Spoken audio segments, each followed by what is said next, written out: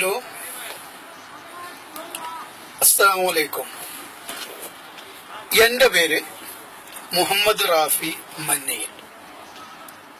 ഞാൻ മലപ്പുറം ജില്ലയിലെ എടവണ്ണക്കടുത്ത് ഒതായി എന്ന സ്ഥലത്താണ് ജനിച്ചു വളർന്നത്. 22 കൊല്ലമായിട്ട് സൗദിയിലാണ് ജീവിക്കുന്നത്. ഇപ്പോൾ ജിദ്ദയിലെ ബനു മാലിക്കിലാണ് താമസം. ഇന്ന് രാവിലെ എൻ്റെ ഫേസ്ബുക്ക് ഓൺ ചെയ്തപ്പോൾ ഹറമിനടുത്തുള്ള നബിയുടെ വീടായിരുന്ന, ഇപ്പോൾ അത് ഒരു മക്തബാണ്, അതായത് പുസ്തകങ്ങളൊക്കെ വെക്കുന്ന ഒരു ലൈബ്രറി.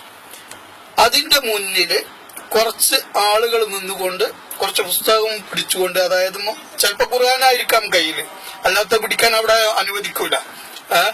ഇല്ലെങ്കിൽ വല്ല ഇതൊക്കെ അവിടെ നടക്കുള്ളൂ. അല്ല വല്ല സബീലിയായിട്ടാണ് ചെന്നാല് കുടിയിലെത്തും, അത് വേറെ വിഷയം. എന്നിട്ട് അവര് പറഞ്ഞത് ഞങ്ങളിതാ ഇവിടെ നബിദിന ആഘോഷം നടത്തിയിരിക്കുന്നു, മൗലൂദ് നടത്തിയിരിക്കുന്നു എന്ന്. പ്രിയ സുഹൃത്തുക്കളെ, ഞാനൊന്ന് ചോദിക്കട്ടെ, നിങ്ങൾ വീമ്പളക്കുന്നുണ്ടല്ലോ, ഞങ്ങൾ നബിദിനം നടത്തി, മുജാഹിദുകളെ മറ്റുള്ളവരെ കണ്ടോളൂ, നെഞ്ചുരിക്കോളൂ, കരഞ്ഞോളൂ, ഇനി ചന്ദ്രനിൽ പോയിക്കോളൂ, സൂര്യനിൽ പോയിക്കോളൂ, അവിടെ ഉണ്ടോന്നൊക്കെ ചോദിക്കണ്ടല്ലോ. നിങ്ങൾ അവിടെ തന്നെ നടത്തിയിട്ടുണ്ടോ? ഇവിടെ ഈ രാജ്യം ഭരിക്കുന്ന ഒരു ഗവൺമെന്റ് ഉണ്ട്, അതായത് ഇവിടെ രാജാക്കന്മാരുടെ ഭരണമാണല്ലോ. ഇവിടെ രാജാവുണ്ട്, രാജാവിന്റെ കീഴിലുള്ള കുറെ മതകാര്യ സ്ഥാപനങ്ങളുണ്ട്. നിങ്ങൾ ഏതെങ്കിലും ഒരു മതകാര്യ സ്ഥാപനത്തിൽ ചെന്നിട്ട് ഈ ഒരു കാര്യം പറയാം ഞങ്ങളവിടെ നടത്തിയെന്ന്? നിങ്ങൾക്ക് ധൈര്യം ഉണ്ടാണ്? ഒറ്റ തന്തക്ക് ജനിച്ചവരാണെന്നുണ്ടെങ്കിൽ നിങ്ങൾ അത് ചെയ്യാതിരിക്കും. ഒറ്റ നിങ്ങൾക്ക് ഇവിടെ ഇസ്ലാമിക് ഗൈഡൻസ് സെന്ററുകളുണ്ട്, ഇവിടെ റാബിത്ത ഉണ്ട്. നിങ്ങളൊന്ന് പോയിട്ട് പറയോ ഇവിടുത്തെ മുത്തകളെടുത്ത് ചെന്നിട്ട് ഞങ്ങൾ നടത്തിയെന്ന്? ഇവിടെ ഒരാഴ്ച മുമ്പ് ഇവിടുത്തെ അറബ് ന്യൂസിൽ വന്ന ഒരു റിപ്പോർട്ടുണ്ട്, നബിയുടെ പേരിൽ നിങ്ങൾ നടത്തുന്ന സെലിബ്രേഷൻ അത് ഇസ്ലാമിക വിരുദ്ധമാണെന്ന് ഇവിടുത്തെ മുഫ്തി റിപ്പോർട്ട് ചെയ്ത്. നിങ്ങൾ ആരെ പൊട്ടനാക്കുന്നത്? അറിയാനായിട്ട് ചോദിക്കുക, ആരെയാ നിങ്ങൾ പൊട്ടനാക്കുന്നത്?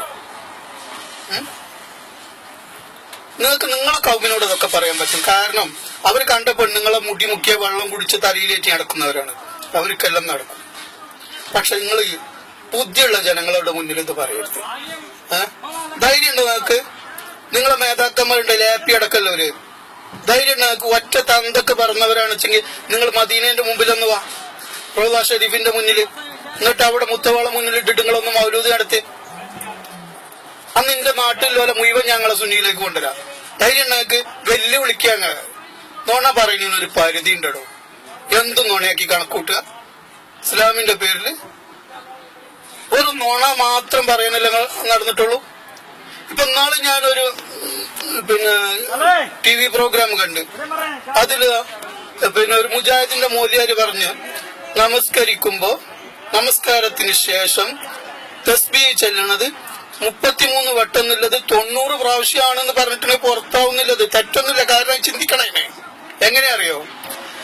നബി പറഞ്ഞു തന്നത് 33 പ്രാവശ്യം എന്നില്ലാതെ. അതുകൊണ്ട് നബി പറഞ്ഞത് മാറ്റി ഞാനത് 90 ആക്കിക്കണമെന്ന് ഒരുത്തൻ നിയമം വെച്ചിട്ടുണ്ടെങ്കിൽ ഞാൻ പുറത്താണ്.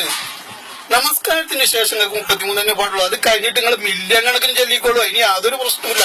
അതാ മനസ്സിലാക്കേണ്ടത്. നബി സുബഹി നമസ്കാരം 2 പഠിപ്പിച്ചത്, മഗ്രിബും 3 നിങ്ങൾ തീരുമാനിച്ചോ? ഞാൻ സുബഹി 4 ആക്കണ്, മഗ്രിബ് 5 ആക്കണ് എന്നൊക്കെ നിങ്ങൾ തീരുമാനിച്ചോ? നിങ്ങൾ തീരുമാനിച്ചോ പുറത്താവൂലേ? അതേപോലെ ഒരു തീരുമാനമല്ലോ അത് നിങ്ങൾ പറഞ്ഞത്. എത്രയും ചെല്ലാന്ന് ആർക്കും അറിയാം. തസ്ബീഹ് എത്രയും ചെല്ലാന്നുള്ളത് ആർക്കും അറിയാം, ഒരു ബുദ്ധിയുള്ള ആർക്കും അറിയാം. പക്ഷെ അത് നബി തീരുമാനിച്ച പറഞ്ഞ കുറച്ച് കാര്യങ്ങളുണ്ട്. ആ കാര്യങ്ങളില് അത് ഞാൻ ഇത്രയാക്കിക്കണെന്ന് ഒരുത്തൻ പറഞ്ഞു കഴിഞ്ഞാൽ പുറത്താണ്. അതാണ് അയാൾ പറഞ്ഞത്. അതിന് തരക്കുള്ളൊരു വല്ലതും വേണം. ഈ മുടിമുക്കിയ വെള്ളം കുടിച്ച നിങ്ങൾക്കൊന്നും മനസ്സിലാവില്ല. നിങ്ങൾക്ക് എന്തായാലും മനസ്സിലാവോ? നിങ്ങളോട് പറഞ്ഞിട്ട് കാര്യമില്ല. എന്നാലും അത് നോണഞ്ഞു വിടരുത്. ഞങ്ങളവിടെ മൗലൂദ് നടത്തി, അത് നടത്തി. ധൈര്യം ഒന്നും കൂടി വെല്ലുവിളിക്കുക ഞങ്ങള്. ഞാൻ ഇവിടെ ജിദ്ദയിലുണ്ട്, വാ, ഞങ്ങളിത് നടത്തി. ഇവിടുത്തെ ഇസ്ലാമിക സംഘടനകളെ വിളിച്ചിട്ട് ഇവിടുത്തെ ഗവൺമെന്റിന്റെ അപ്രൂവലോട് കൂടി ഞങ്ങൾ അതിന്റെ മുമ്പിൽ മൗലൂദ് നടത്തി, ഞങ്ങൾ പാരായണം ചെയ്തു, ഞങ്ങളോട് റാത്തി പറഞ്ഞു. നിങ്ങളൊന്ന് പറഞ്ഞ് ഒരു തന്തക്ക് ജനിച്ചവരാണെന്ന് വെച്ചെങ്കിൽ നിങ്ങൾ പറയണോ? എന്നിട്ട് മതി ഈ ബാക്കിയുള്ള നുണപ്രചരണം.